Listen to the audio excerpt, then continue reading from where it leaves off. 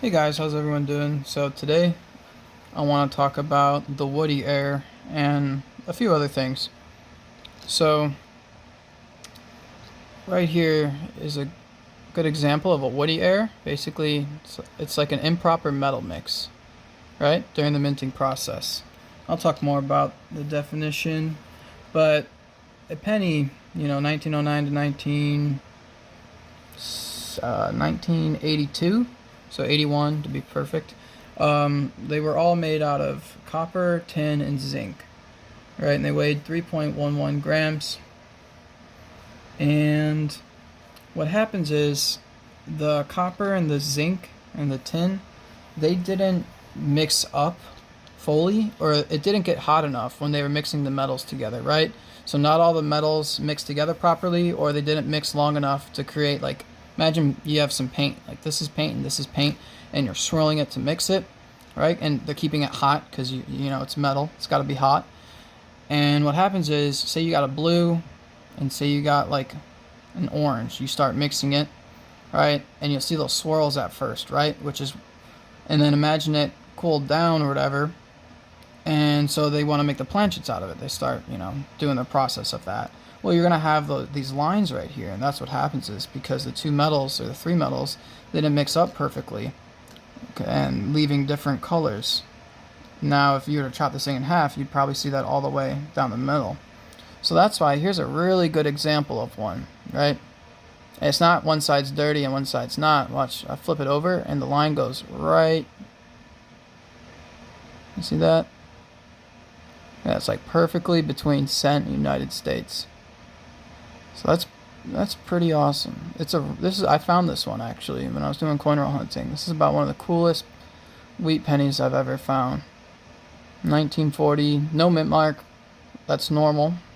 So it's not supposed to have a mint mark for Philadelphia. That's how you know it's a Philadelphia coin. And only few years they put the P on coins, like 2017 and a couple other years for depending on what coin you're looking at. So this would be like a brown color. So there's three different colors when you get into grading. This would be probably like a red brown. You see how it starts to get a little bit darker. So that's like a red brown. Oh, the back of it's still kind of red. And then this one right here, found this coin roll hunting. A very nice coin I found. I don't know how it stayed this nice for this long. It must have been in someone's drawer for a long time, And this is an example of a red. So this is a very nice, it's not been cleaned, a red color, right? And here's another example of a brown. I use an Indian head penny for this. Kind of hard to see while it's in its case, but get the idea, and that's brown. You see that most of the times with those copper coins. And here's a really cool example. I bought this on eBay for a couple bucks. Way, way underpriced, if you ask me, in my opinion. And this is another wood grain or woody air coin. 1902. You can still see the words and some feather detail. So it's pretty good condition. And the fact that it's a woody or a wood grain era they call it is just so cool. And for the price I paid for this thing, unbeatable. The condition's very, very good. And look at that. And they're not roller marks, from the bank. This is a wood grain error. I'm not sure if any of the like NGC or Annex or PCGS or IGC, I don't know if they classify the wood grain errors yet or they'll label it that. But just know that's what this is. This is a wood grain error.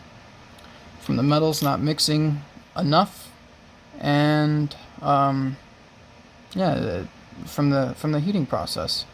So this coin right here, this is a 1909 VDB. Pay no attention to the price. But this one's just really cool because it's toned. This would be like a red brown maybe. You can see the back side. And I mean it's in really good condition. So I just want to show you this because I thought it was cool. It's natural toning on a pretty cool coin. You see the VDB down there, right at the bottom. Now if this had an S, this would be a crazy expensive coin. Talking $1,000 or $2. But this one's got some nice toning going on, you know, like some purplish, maybe like some dark greenish, bluish colors in it. So I thought that was pretty cool.